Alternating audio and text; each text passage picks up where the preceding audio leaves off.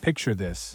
An American woman in Berlin walks into her apartment building's basement laundry room at 10:15 p.m. on a Tuesday, sees her neighbor folding clothes, and cheerfully announces, "Hey there.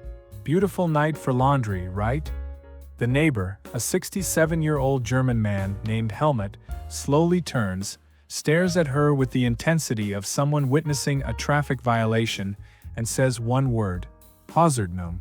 She thinks he's introducing himself. His name is not Hausordnung. Hausordnung means house rules, and she's violating the building-wide quiet hours that started at 10 p.m. She insists she's being neighborly and that community building happens in shared spaces. Helmut silently points to a laminated sign she's walked past 47 times. It's in German. She's never read it. She never will.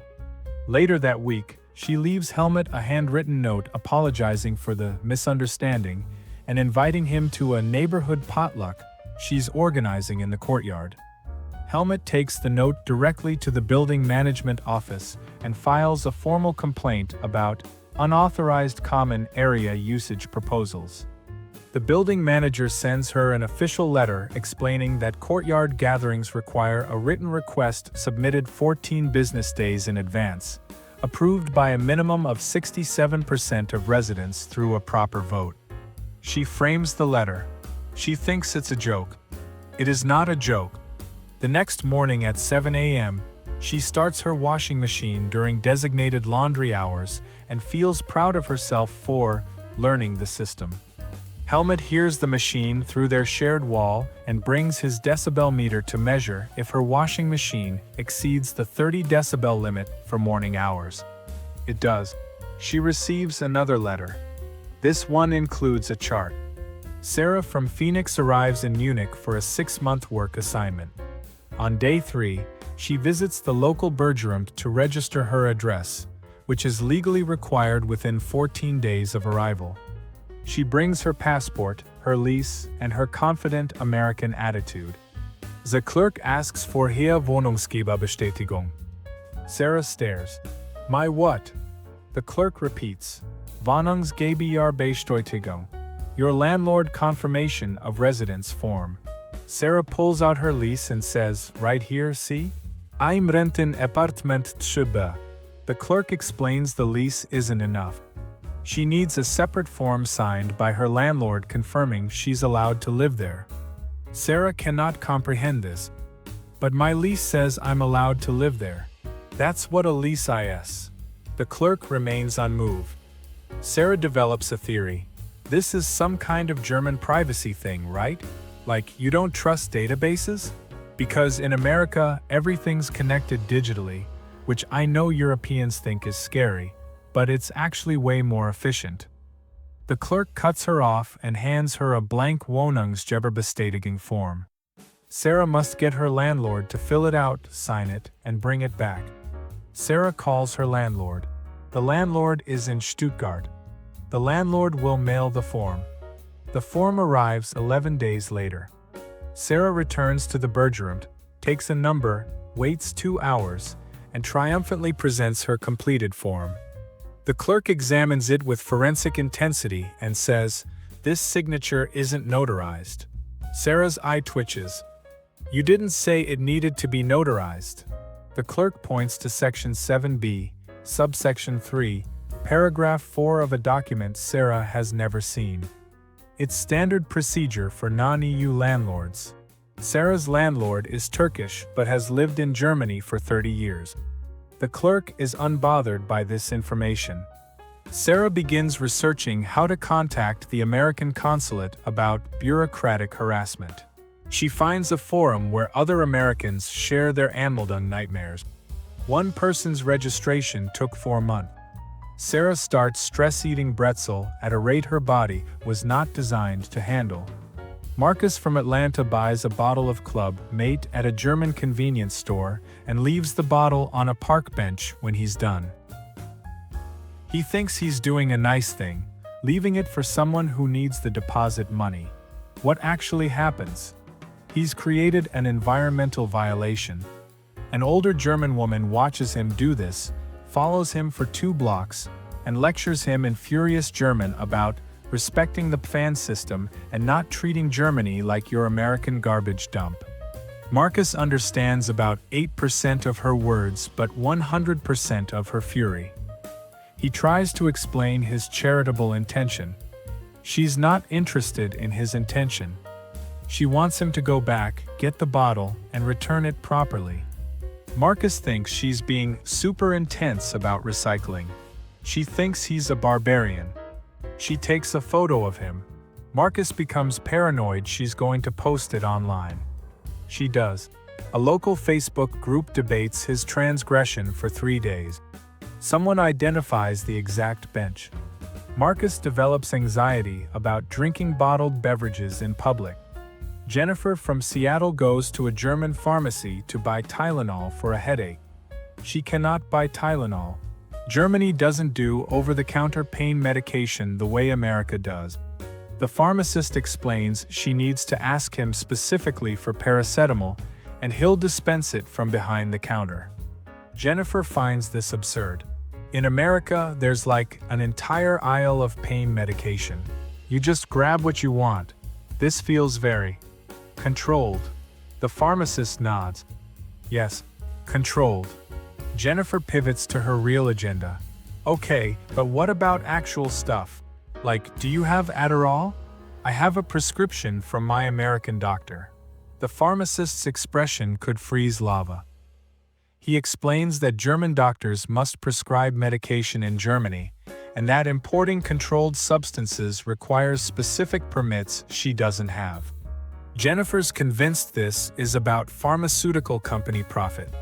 So basically, Germany forces people to see German doctors to make money off unnecessary appointments? The pharmacist has heard this theory before. He has no patience for it. He hands her a pamphlet about German healthcare regulations. Jennifer leaves, buys paracetamol from him anyway, and spends the next hour on Reddit explaining how German pharmacies are basically prescription cartels. Todd from Denver is hiking in the Bavarian Alps and sees what looks like a perfect meadow for a lunch break. He hops a small wooden fence, spreads out his blanket, and starts eating his sandwich. Within 6 minutes, a German hiker arrives and asks him if he's aware he's sitting in someone's private property. Todd looks around. There's no house. It's just grass. The hiker explains the concept of private agricultural land. Todd's American brain break. But there's no crops? It's just sitting here? That's so inefficient. In America, if land isn't being actively used, it's basically fair game. The hiker stares at him with the kind of concern usually reserved for people talking to themselves on public transit. No, it's not fair game. It's private property. That's why there's a fence. Todd argues the fence is more of a suggestion because it's only knee-high. If Germans really wanted to keep people out, they'd build a real fence. The hiker informs him that the fence height is legally sufficient for property demarcation and that Todd is currently trespassing. Todd refuses to believe this is a real issue. Is someone going to call the cops on me for sitting in grass? The hiker pulls out his phone. Todd scrambles to pack up his blanket, muttering about German overregulation of nature. Later that week, Todd discovers the concept of reheisiat in his vacation rental's guest rules. Between 1 p.m. and 3 p.m., and after 10 p.m., residents must keep noise to a minimum. Todd thinks this is adorable and quaint, and definitely not something anyone enforces. On his third day, he decides to rearrange furniture at 11:45 p.m. because he can't sleep when the energy flow is wrong. He drags a heavy wooden chair across the floor. His downstairs neighbor bangs on the ceiling with what sounds like a broomstick. Todd bangs back. It's a free country, dude. It is not a free country in this specific way. The next morning, Todd finds a note slipped under his door, written in precise English. You have violated reheisiat. This is your official warning.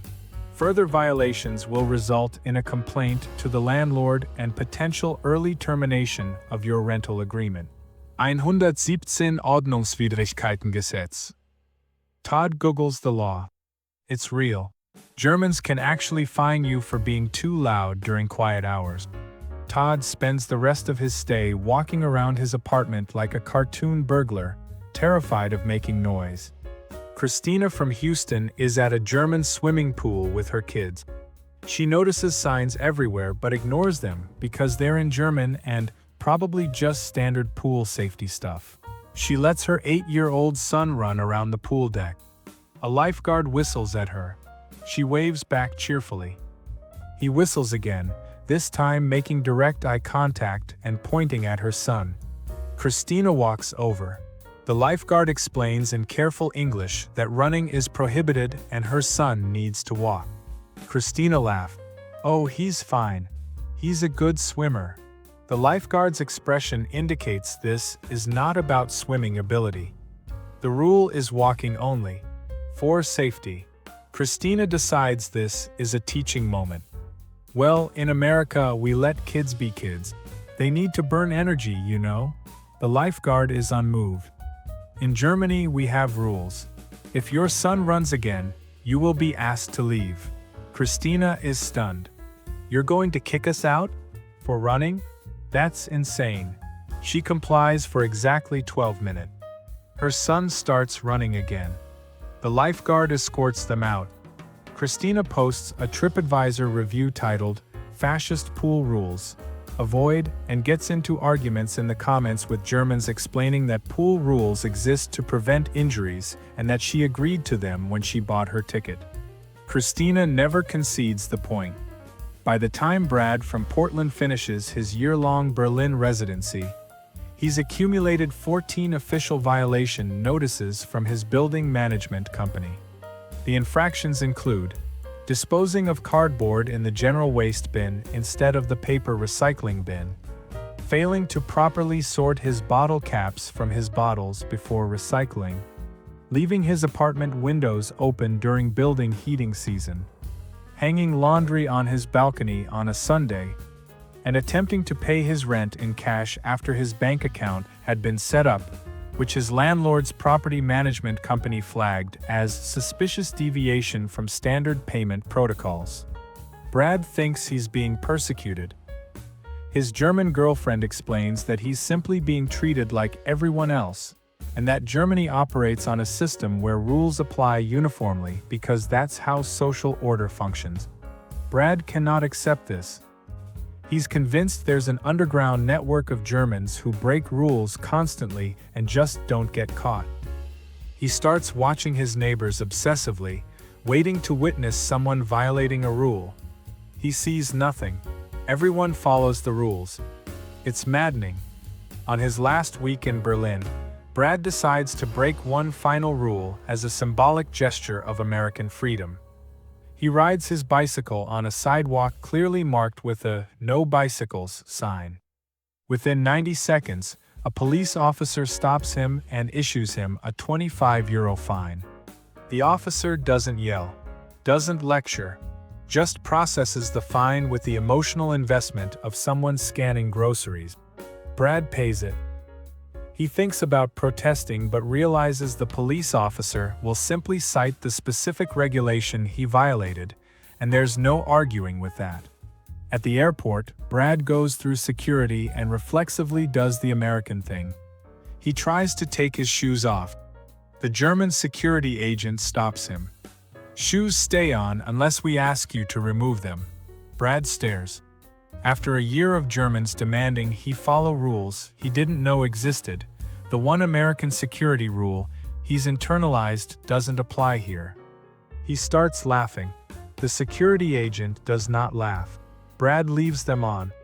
If you've survived German bureaucracy, been scolded by a neighbor for making noise at 10:03 p.m., or received an official letter about improper recycling, share this with someone who needs to understand that Germany doesn't have rules to annoy you, they have rules because that's their love language.